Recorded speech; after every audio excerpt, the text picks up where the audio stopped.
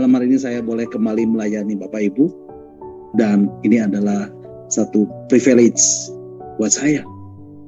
Kalau saya boleh menyampaikan renungan di hari yang agung ini, di Jumat Agung ini, in the Good Friday, untuk memperingati perayaan Jumat Agung.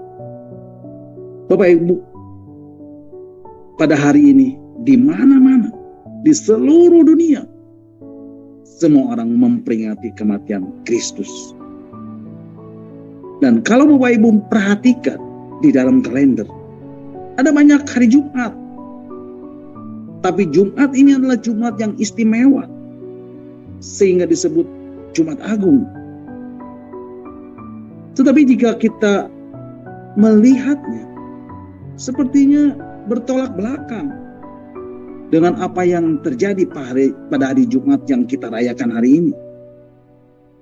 Sebab pada hari itu, seorang anak manusia yang tidak bersalah, bahkan tidak berdosa, diperlakukan seperti seorang penjahat besar yang disiksa sampai pada hukuman yang paling terkutuk, sampai pada hukuman yang paling berat.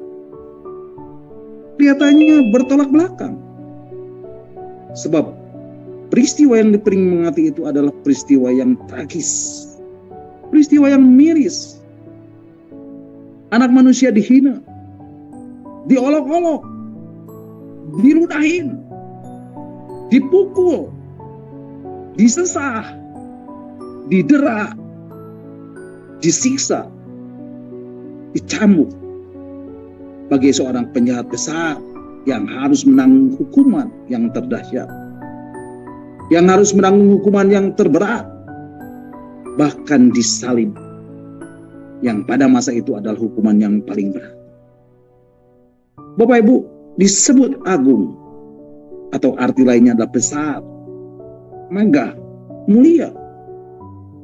Dan memang dari kacamata iman Kristen, inilah satu peristiwa besar. Yesus lahir ke dunia di kota Bethlehem.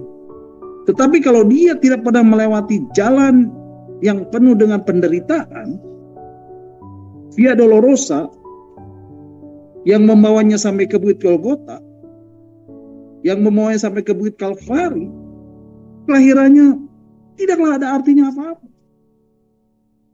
Kematian Yesus merupakan sesuatu yang luar biasa, sesuatu yang besar, dan patut untuk dimegahkan, karena disebut Jumat Agung. Kematian Yesus adalah bukti dari ketaatannya kepada Allah. Satu ketaatan yang tidak bersyarat, unconditional submission, unconditional obedience, ketaatan yang tak bersyarat, dan dia taat sampai mati di kayu salib. Bapak Ibu, kematian Yesus dalam ketaatannya adalah kematian yang ditakuti oleh musuh besarnya, yaitu kuasa kegelapan, dan ditakuti oleh musuh besarnya, yaitu oleh iblis, oleh setan, dan semua pengikutnya, yang pada mulanya berharap untuk menyamai Allah, untuk disembah. Bapak Ibu masih ingat akan pemberontakan Lucifer yang terjadi di surga? Bapak Ibu, sebelum manusia diciptakan, penyembahan itu sudah ada di surga. Surga penuh dengan pujian dan penyembahan. Surga gegap gembita. Surga dipenuhi dengan pujian dan penyembahan dari para malaikat Tuhan. Dan Bapak Ibu tahu siapa pemimpin dari paduan suara surgawi, Bapak Ibu?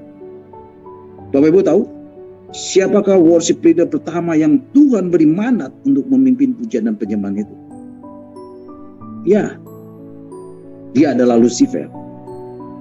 Bapak Ibu, Lucifer ini diserahin Tuhan sebagai malaikat Tuhan yang pandai bernyanyi dan bermusik. Bapak Ibu nanti bisa membacanya di dalam kitab Yesaya pasal yang ke-14 ayat 11a. Dan dari terjemahan Bible Basic English, di situ dikatakan pada Lucifer terdapat banyak melekat instrumen musik. Maka tidak heran kalau Tuhan mempercayakannya menjadi pemimpin pujian dan penyembahan di surga. pemimpin paduan suara sorgawi.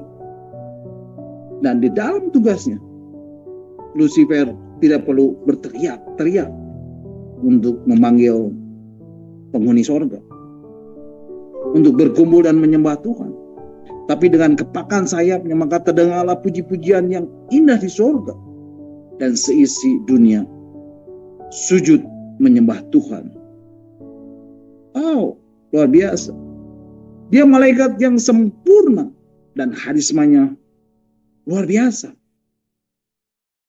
Ia pun juga memiliki kekaguman penghuni surga yang lainnya. Dan Allah pun memberi dia kedudukan yang dekat dengan tahtanya. Bapak Ibu, Lucifer ini dikatakan memiliki pengikut yang banyak. Dan dia dikatakan tidak bercela di dalam tingkah lakunya sejak dari penciptaannya sampai terdapat kecurangan padanya. Sampai satu saat dia berkata, aku hendak naik ke langit, aku hendak mendirikan tahta dan mengatasi bintang-bintang, dan aku hendak duduk di atas bukit pertemuan jauh di sebelah utara. Aku hendak naik mengatasi ketinggian awan, aku hendak menyamai yang maha tinggi. Dan ketika Lucifer ingin menyamakan diri dengan Tuhan dan dia ingin disembah, maka Tuhan menghukumnya dan melemparnya ke dunia orang mati dan ke tempat yang paling dalam di liang kubur. Ke tempat di mana tidak ada lagi pujian dan penyembahan, ke tempat yang namanya the place without the praise of God. Nah, Bapak Ibu, melalui instrumen yang melekat pada dirinya, Lucifer seharusnya menyembah Tuhan. Lucifer yang seharusnya menyembah Tuhan, akhirnya ia ingin pun menyamai Tuhan, dan ia pun ingin disembah sama seperti Tuhan. Sehingga akhirnya ia berdosa dan Tuhan menghukum dan melemparnya ke tempat di mana tidak ada lagi pujian dan penyembahan. Itulah Lucifer. Itulah kuasa kegelapan. Itulah iblis, setan, dan pengikut-pengikut. Bapak Ibu, kematian Yesus di dalam ketaatannya adalah kematian yang ditakuti oleh iblis, oleh setan, dan oleh semua pengikutnya.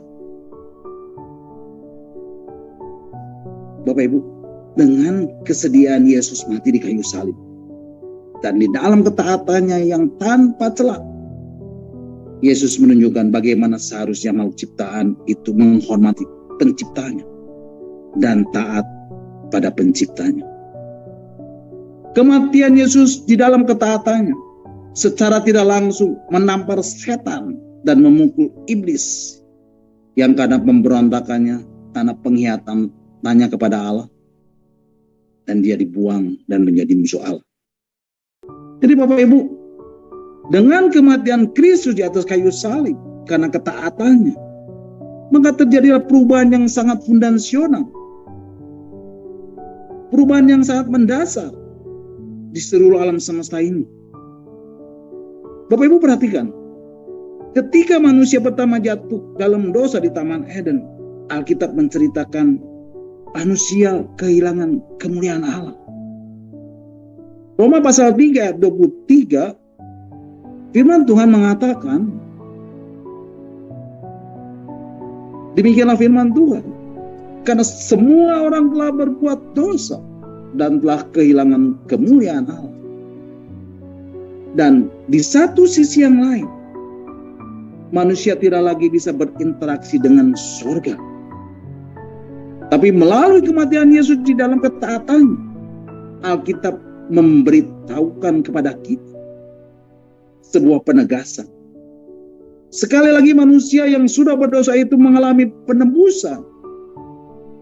Bahkan bukan hanya sekedar ditebus dari dosa-dosanya, tetapi manusia memiliki kesempatan. Manusia diberi hak untuk hidup sebagai anak-anak Allah. Yohanes pasal 1 ayat 12 mengatakan, demikianlah firman Tuhan.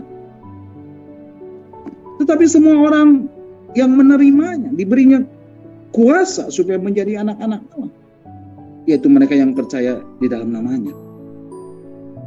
Bapak Ibu, peristiwa terkoyaknya tirai bait suci yang memisahkan antara ruang kudus dan ruang maha kudus dari atas sampai bawah menjadi sebuah perlambang bahwa Tuhan berkehendak membawa setiap kita, Bapak Ibu Saudara dan saya, yang selama ini tidak bisa berinteraksi dengan Bapa, kembali memiliki keterhubungan dengan Bapa di sorga dan kembali berinteraksi dengan Bapa.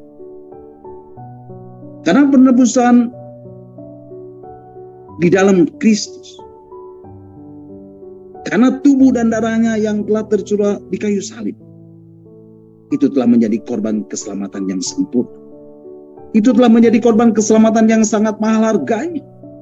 Itu telah menjadi korban keselamatan yang tidak bercacat dan tidak bernoda, yang membawa kita kembali memiliki keterhubungan dengan Bapa, yang membawa kita kembali memiliki keterhubungan dengan realita keberadaan Bapa, dengan realita kehadirannya, dengan realita hadiratnya, dengan realita hadirnya Tuhan di dalam hidup kita. Haleluya. Bapak Ibu, di dalam kesempatan malam hari ini, secara khusus saya mau mengajak Bapak Ibu untuk merenungkan bagian-bagian firman Tuhan lewat cuplikan film The Passion of the Christ.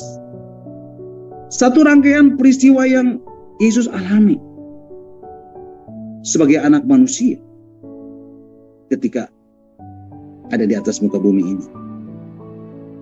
Beberapa jam persis sebelum kematiannya di atas kayu salib dan di dalam ketaatannya kepada Bapa ketika melakukan kehendaknya. Mari Bapak Ibu, kita akan melihat tayangan filmnya. Isa mengetahui bahwa saat kematiannya bagi dosa-dosa manusia sudah dekat. Lalu ia berdoa,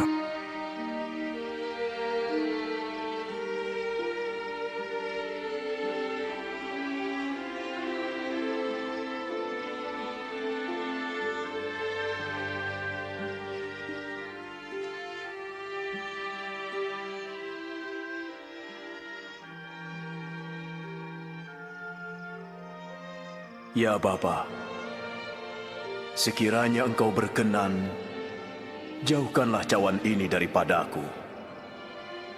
Namun, janganlah kehendakku, tetapi kehendak-Mu yang jadi."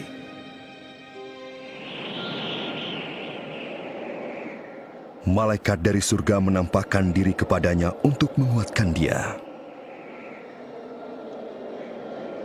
Dan peluhnya bagai titik-titik darah bertetesan ke tanah.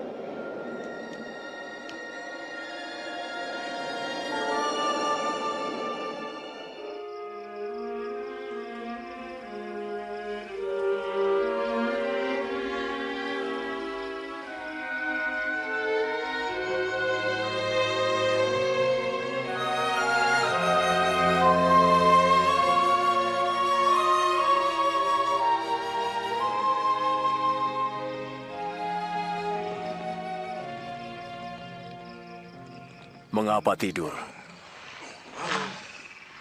Bangunlah. Berdoalah agar jangan terkena pencobaan.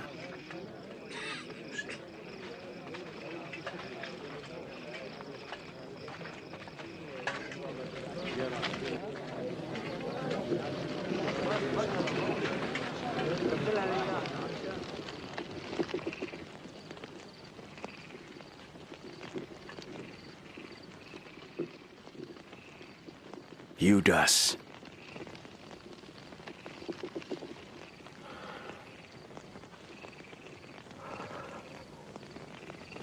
Apakah dengan ciuman kau serahkan anak manusia?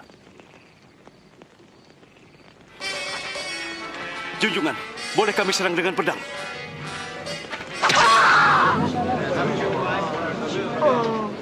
Ayo, tangkap dia. Sudahlah.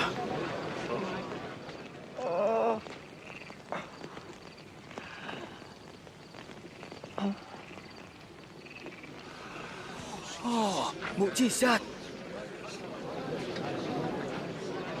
Penjahatkah aku hingga kamu datang dengan pedang dan pentungan? Tiap hari aku di bait Allah, kamu tidak menangkap. Tapi inilah saatnya kamu bertindak. Kuasa gelap menguasaimu.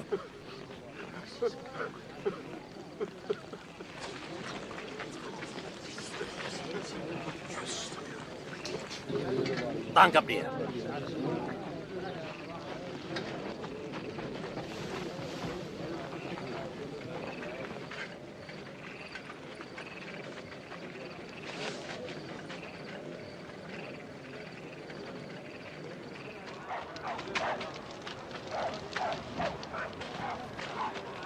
Jagalah dia.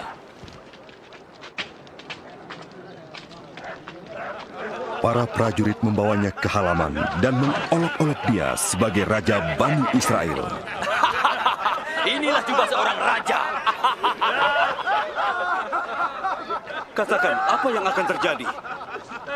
Engkau akan selamatkan kami, Yang Mulia. Menyelamatkan kami. Orang ini juga bersama Isa. Aku tidak mengenal dia. Aku lihat mereka bersama.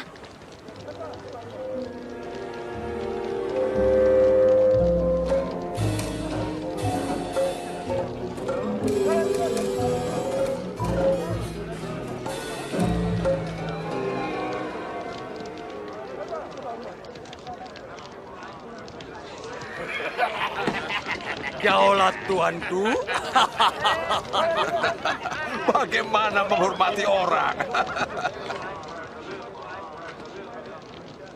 Kau juga salah satu dari mereka. Tidak, bukan aku.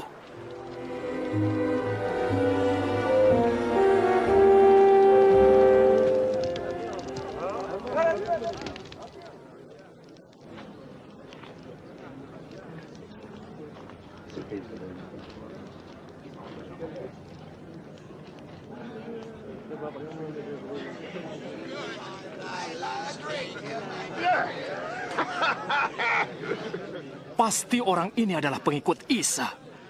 Sebab ia juga orang Galilea. Pergilah. Aku tidak tahu apa yang kau katakan.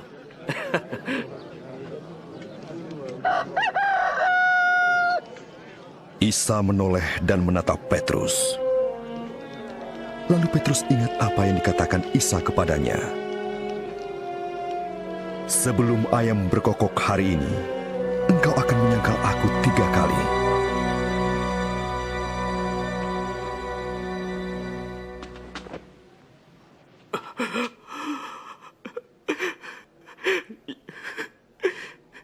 Ya Allah, berbuatlah sesuatu yang kau kendaki, sesuai dengan kuasa-Mu yang besar.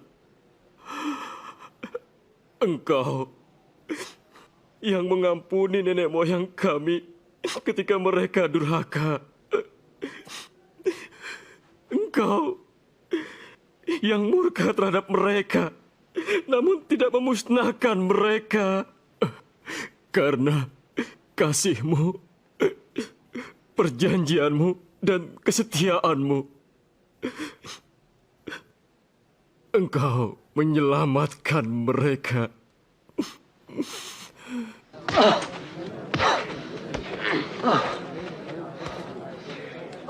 Siapa memukulmu? Tebak, coba tebak. Ha? Siapa berikutnya? Sudah. Berhenti kataku.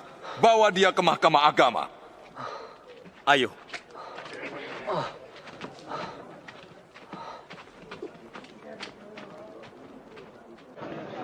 Mahkamah agama bersidang untuk menanyai Isa.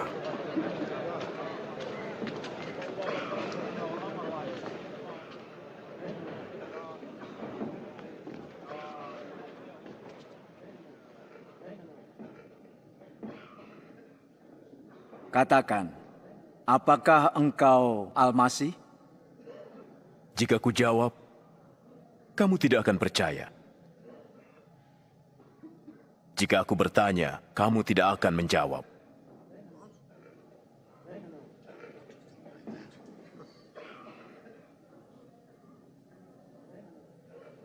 Tapi mulai sekarang anak manusia akan duduk di sebelah kanan Allah. Kalau begitu, Engkau sang anak? Ya, akulah dia. Siapa yang memberi dia kuasa untuk mengatakan hal itu? Sungguh keterlaluan. Dosa. Kita sudah mendengar dari mulutnya sendiri.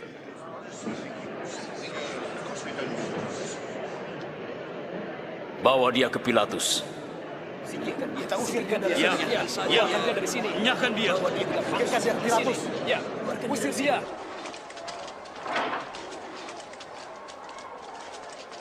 Ayo.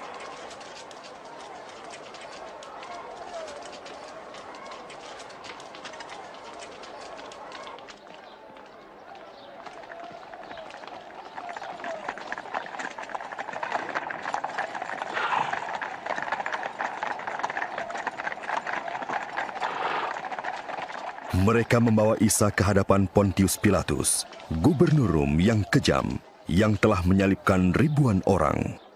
Ada apa kalian? Pagi-pagi ke sini. Orang ini telah menyesatkan rakyat. Dialah penyebab keributan di bait Allah.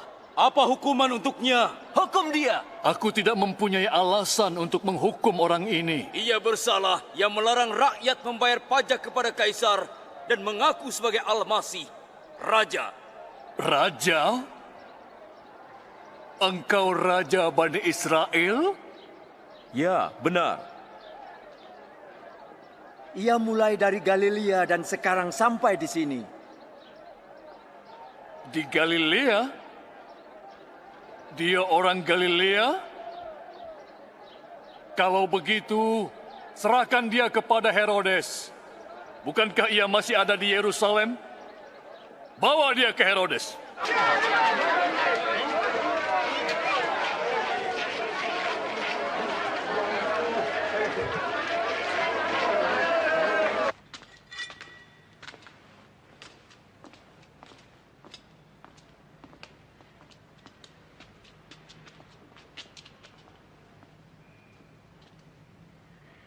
Siapakah engkau ini sebenarnya?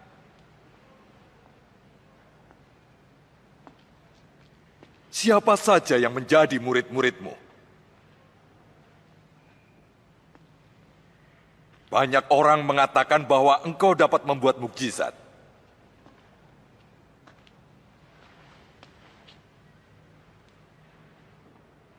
Buatlah mukjizat sekarang. Tuanku, ia telah menyesatkan seluruh rakyat. Ia menyebut dirinya Raja.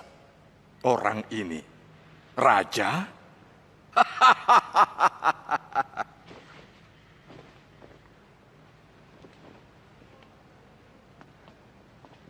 Yang mulia, hajar dia.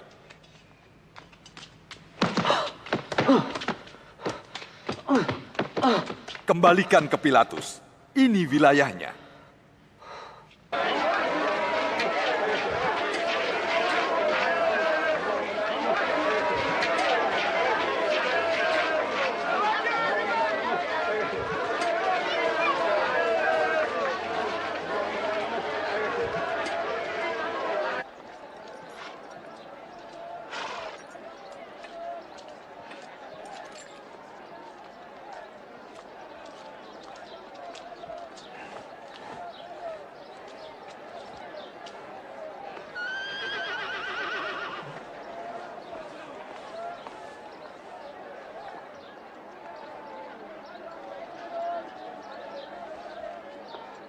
Orang ini tidak pantas dihukum mati.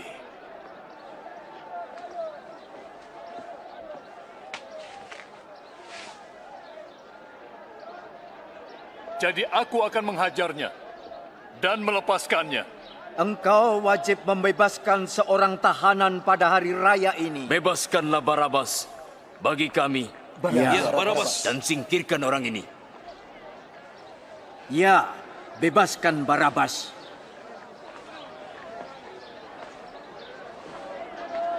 Salibkan dia. Ya, salibkan dia. Kamu, cambuk dia.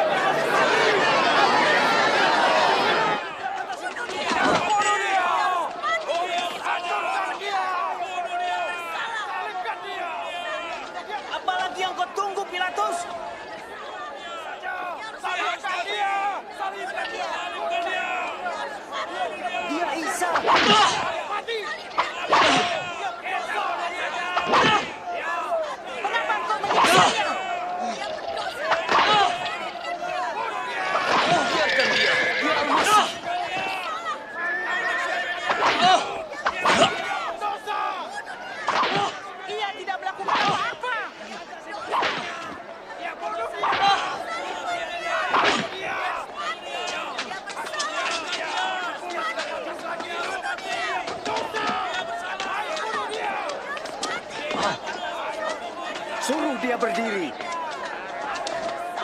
Tapi mereka terus berteriak dengan keras agar Isa disalibkan.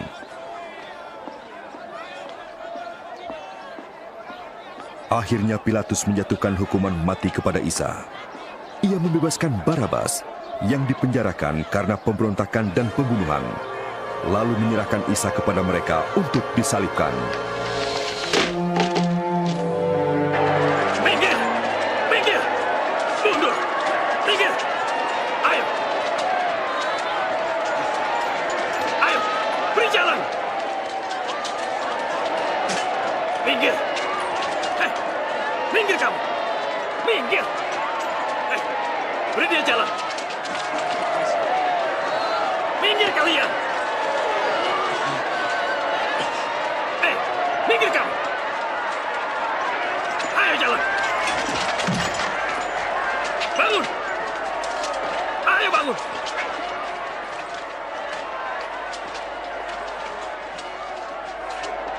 Kamu! Siapa namamu? Simon, orang Kirene. Gantikan dia. Putuskan talinya.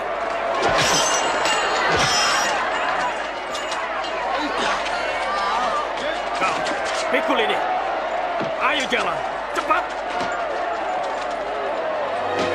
Mundur. Mundur. Ayo, berikan jalan.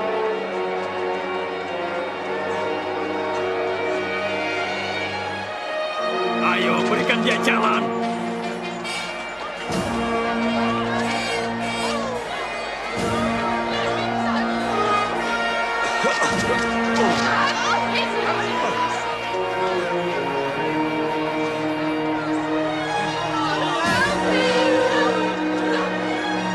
Minggir, minggir semuanya.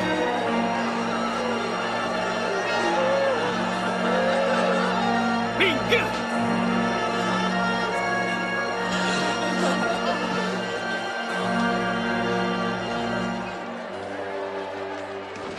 Kami menangisimu, junjungan. Minum ini, minumlah. Minumlah, junjungan. Putri Yerusalem, jangan tangisi aku, tapi tangisilah dirimu dan anak-anakmu. Sebab jika orang bisa berbuat begini terhadap kayu hidup, apalagi terhadap kayu kering. Allah menolong junjungan. Kami mendoakan junjungan.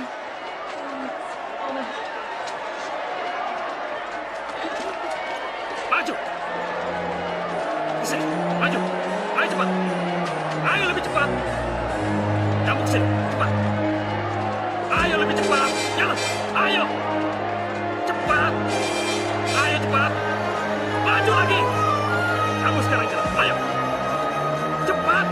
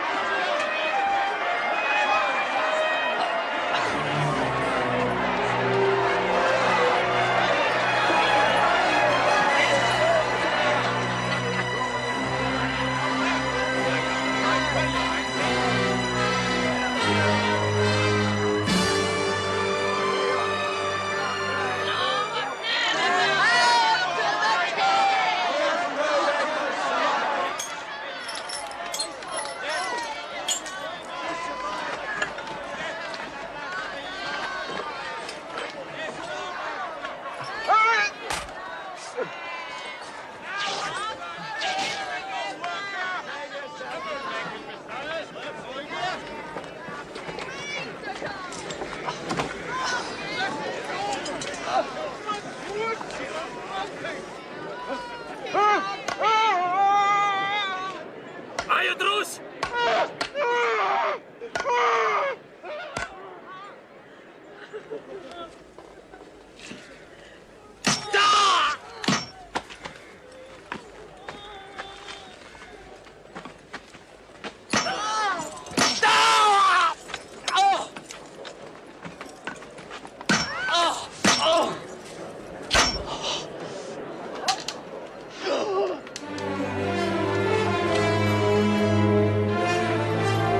Angkat.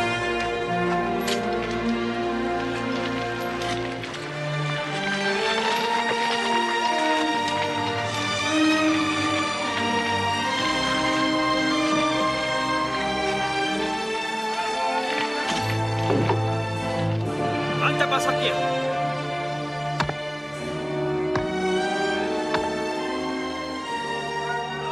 Lepas talinya.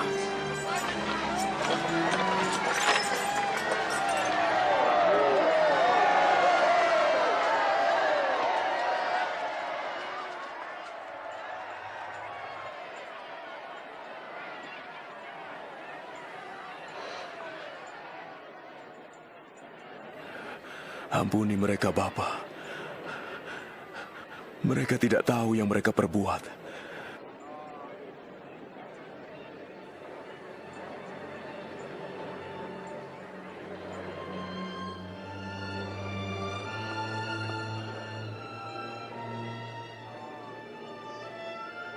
Orang lain ia selamatkan, biarlah ia selamatkan dirinya.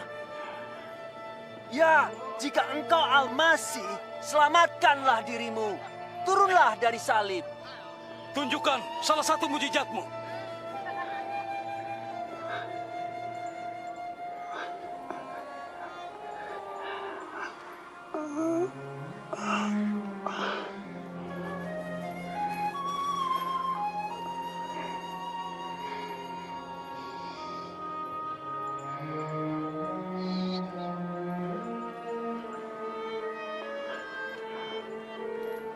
Dan Isa disalibkan di antara dua penjahat, seperti yang diramalkan para nabi ratusan tahun sebelumnya.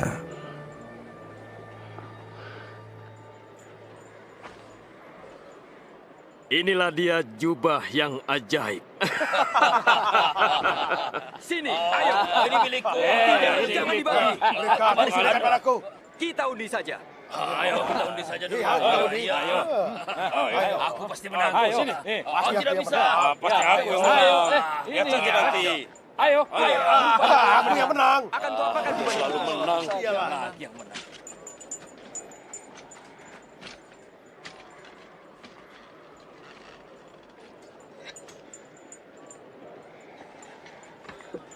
Di atas kepalanya tertulis, "Inilah Raja Bani Israel."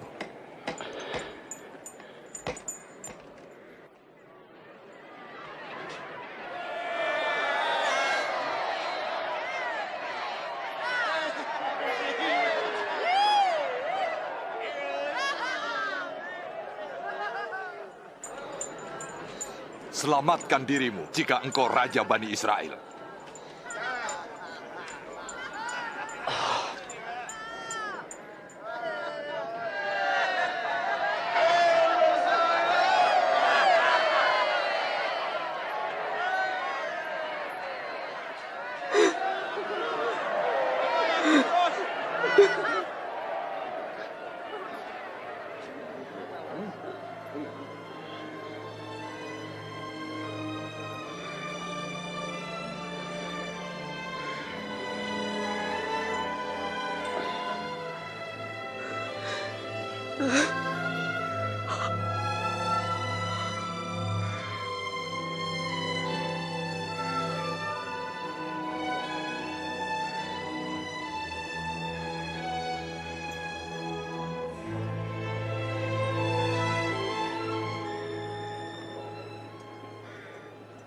Bukankah kau Al-Masih?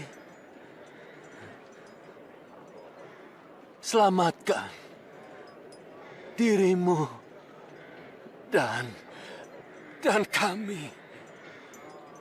Tidakkah kamu takut kepada Allah?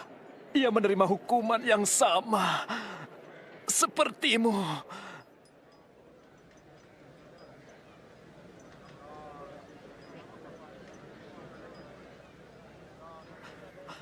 Ingatlah aku, Isa, bila kau datang sebagai raja. Aku berjanji, hari ini pun engkau bersamaku di Firdaus.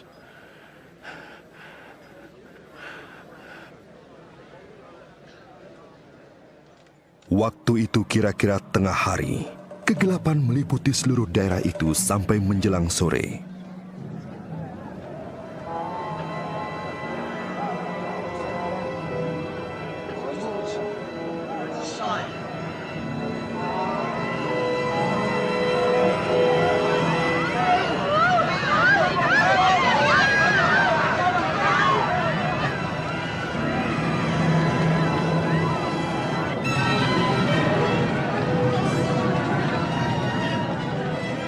Tirai bait Allah terbelah menjadi dua.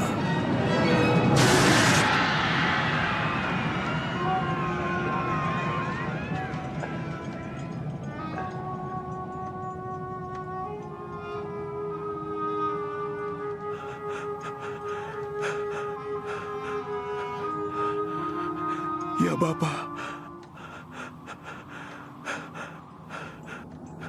ke dalam tangan-Mu kuserahkan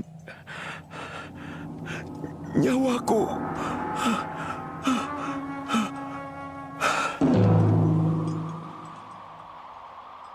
Melihat peristiwa itu, kepala pasukan memuliakan Allah, katanya. Terpujilah Allah. Sesungguhnya Dia ini orang benar.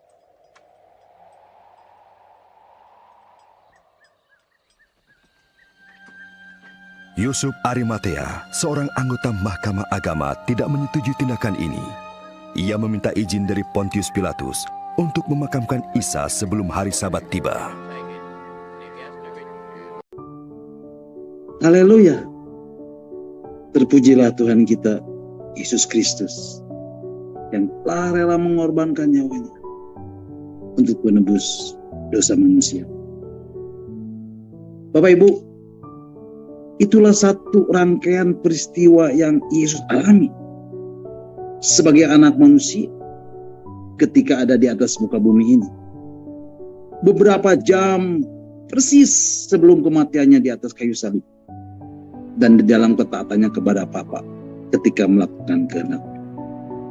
Nah Bapak Ibu, di dalam Injil Matius pasal yang ke-26 ayat yang ke-36 sampai Injil Matius 27 ayat yang ke-56, di situ dikatakan Yesus berada di sebuah taman yang bernama Getsemani.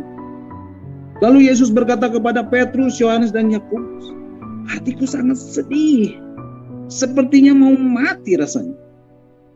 Tinggallah di sini dan berjaga-jagalah dengan aku.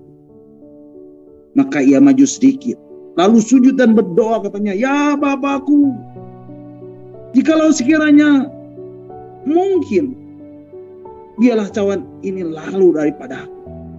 Tetapi janganlah seperti yang ku kehendaki, melainkan seperti yang engkau kehendaki. Kemudian Yesus mendapati ketiga muridnya sedang tidur. Dan ia berkata kepada Petrus, tidakkah kamu sanggup berjaga-jaga 1 jam dengan aku? Berjaga-jagalah dan berdoa, supaya kamu jangan jatuh ke dalam pencobaan. Roh memang penurut, tetapi daging lemah. Lalu Yesus pergi untuk kedua kalinya dan berdoa, katanya, ya Bapakku, jikalau cawan ini tidak mungkin larut, kecuali apabila aku meminumnya, jadilah kehendak-Mu. Lalu Yesus mendapati ketiga muridnya sedang tertidur. Kemudian Yesus pergi untuk ketiga kalinya dan berdoa dan mengucapkan doa yang itu juga. Bapak Ibu, setelah Yesus berdoa di Taman Getsemani, kemudian Yesus ditangkap oleh serombongan orang yang membawa pedang dan pentung, yang disuruh oleh imam-imam kepala dan tua-tua bangsa Yahudi, dan dihadapan kepada imam-imam kepala dan mahkamah agama. Kemudian mereka membawanya menghadap Kayafas, seorang imam besar, supaya ia dihukum mati. Tetapi mereka tidak memperoleh kesalahan sedikit pun, walau tampil banyak saksi dusta. Dan akhirnya, ketika hari mulai siang, Yesus dihadapan kepada Pilatus, seorang wali negeri itu. Dan Pilatus pun tidak mendapati kesalahan sedikit pun, sehingga Yesus pantas dihukum mati. Katanya, tetapi kejahatan apakah yang telah dilakukannya? Namun mereka semua berseru, ia harus disalibkan.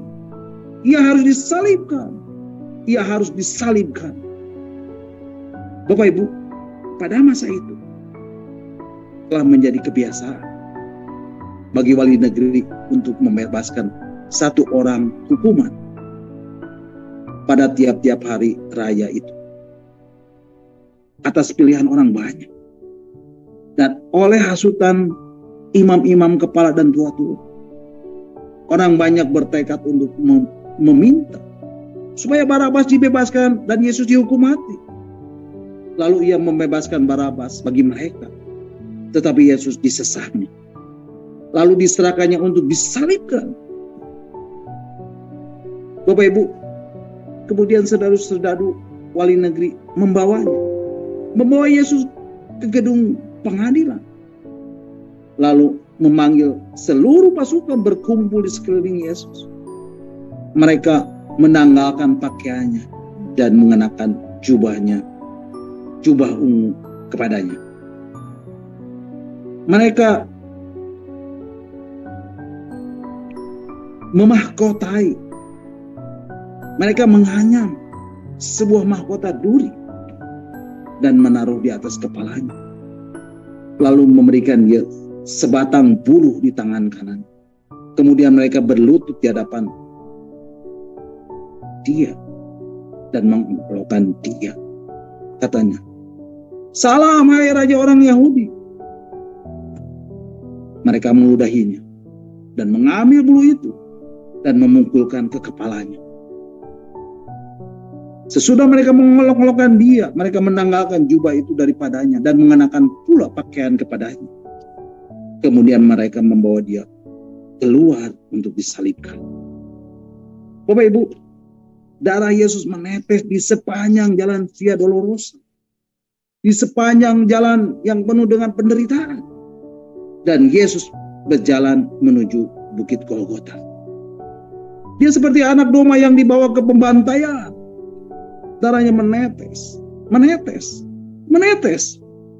Dan dengan tertatih-tatih, dia melangkah sampai ke Bukit Golgota dan disalibkan. Yesus disalibkan dengan tangan dan kaki yang terpaku, dengan lambung yang ditusuk lembing, dengan punggung yang penuh dengan luka cambuk, dan kepala yang diberi mahkota duri. Darahnya menetes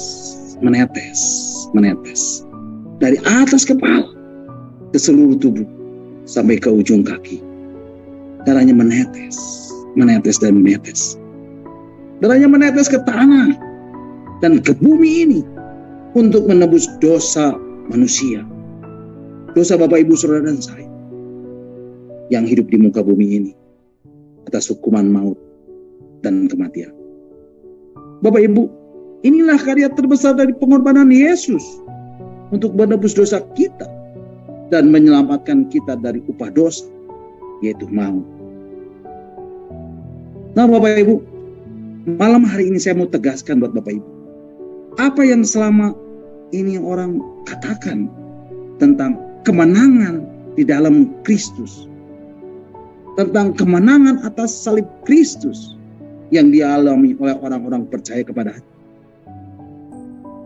Bapak Ibu, ini sebetulnya dimulai dari kemenangan Kristus menaklukkan dirinya sendiri dan terus berjalan di dalam kehendak Bapa. Hidup yang dijalaninya hanyalah melakukan kehendak Bapa dan bukan hidup untuk melakukan kehendaknya sendiri.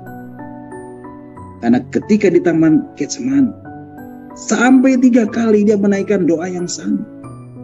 Dan Yesus berdoa dan berkata, "Ya Bapakku, jikalau kiranya mungkin, biarlah cawan ini lalu daripadaku. Tetapi janganlah seperti yang ku kehendaki, melainkan seperti yang Engkau kehendaki." Kemudian Yesus berdoa lagi dan berkata, "Ya Bapakku, jikalau cawan ini tidak mungkin lalu, kecuali apabila aku meminumnya, jadilah kehendak-Mu." Kemudian Yesus untuk 3 kalinya berdoa dan mengucap doa yang itu juga. Bapak Ibu, kalau kita mencoba membandingkan apa yang terjadi di Taman Getsemani dengan apa yang terjadi di Taman Eden, kita akan lihat ada satu perbedaan yang sangat menyolok. Di Taman Eden kita mendapati manusia pertama justru memiliki niat mengikuti arahan yang disampaikan oleh si ular untuk mengambil posisi yang bukan haknya atau tidak boleh dipegang oleh manusia. Alkitab menegaskan, Allah berfirman, jangan kamu makan ataupun meraba buah itu, nanti kamu mati. Bapak Ibu, manusia pertama tidak taat kepada apa yang Tuhan perintahkan. Manusia pertama tidak taat kepada apa yang Tuhan kehendaki untuk tidak meraba dan memakan buah itu. Tapi kalau kita melihat apa yang terjadi di Taman Getsemani, Yesus berketetapan untuk tetap melakukan apa yang Allah Bapa kehendaki dan bukan kehendak diri.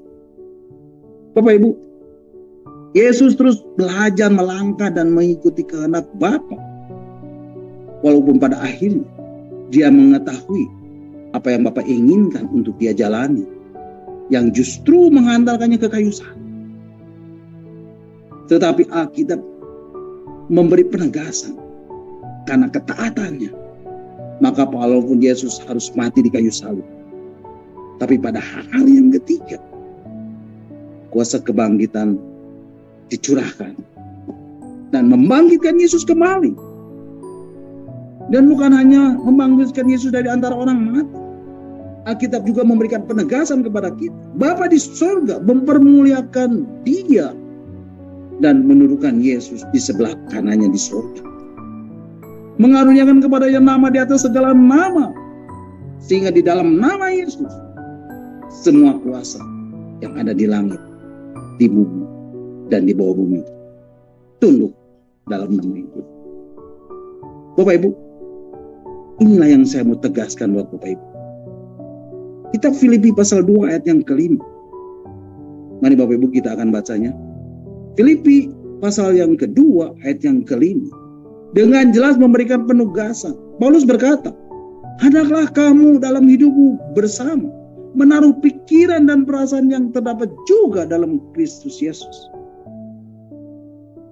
Bapak Ibu, ketika Yesus berjalan sebagai anak manusia di atas muka bumi ini, Alkitab memberi penegasan.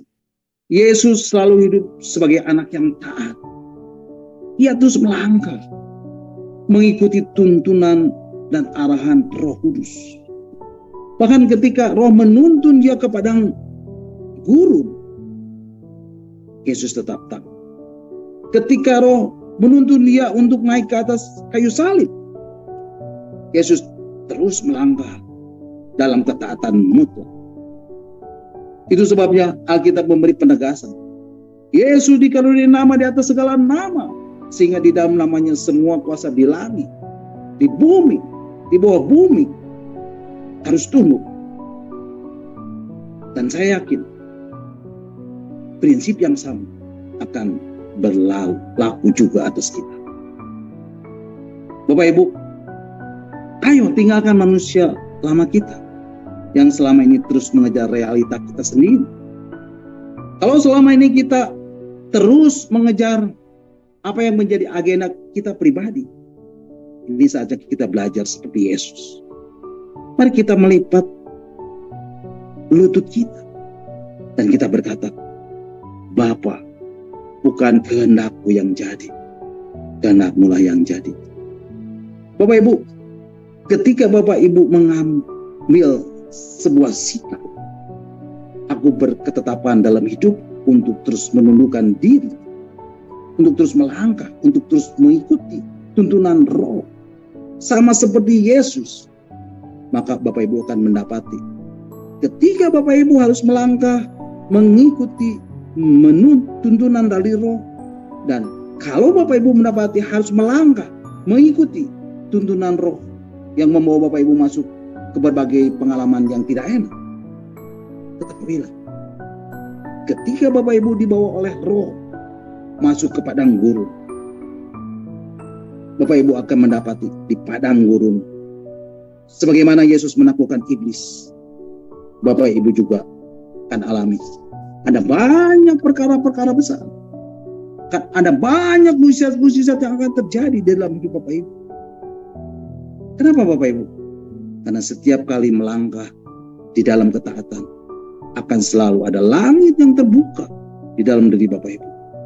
Dan ketika Bapak Ibu terus mengalami pengalaman langit yang terbuka di dalam diri Bapak Ibu, percayalah, di dalam diri Bapak Ibu akan selalu ada aliran air hidup. Dan sebagai akibat adanya aliran air hidup dalam diri Bapak Ibu, akan ada banyak mukjizat, akan ada banyak perkara-perkara besar yang akan mulai terjadi, yang akan mulai berlaku dalam hidup Bapak Ibu. Bapak Ibu, biarlah melalui kebenaran firman Tuhan malam hari ini, kita pun boleh memiliki pikiran dan perasaan yang sama seperti Kristus di dalam hidup kita. Memiliki ketaatan yang tidak bersyarat, dan terus mengikuti dan melakukan apa yang menjadi kehendak-Nya. Dan bukan melakukan apa yang menjadi kehendak kita, apalagi agenda pribadi kita. Untuk terus kita bisa berinteraksi dengan Bapa di sorga, untuk terus memiliki keterhubungan dengan Bapa di sorga, untuk terus memiliki keterhubungan dengan realita keberadaannya, realita keberadaan Bapa, untuk terus memiliki keterhubungan dengan realita kehadirannya, untuk terus memiliki keterhubungan dengan realita hadirat, untuk terus memiliki keterhubungan dengan realita hadirnya Tuhan di dalam hidup ini, dan untuk terus mengejar hati Tuhan, untuk terus mencintai Tuhan, untuk terus memuji, menyembah, dan memuliakan Tuhan. Amin. God bless you all. Bapak Ibu, mari kita tundukkan kepala dan kita akan berdoa.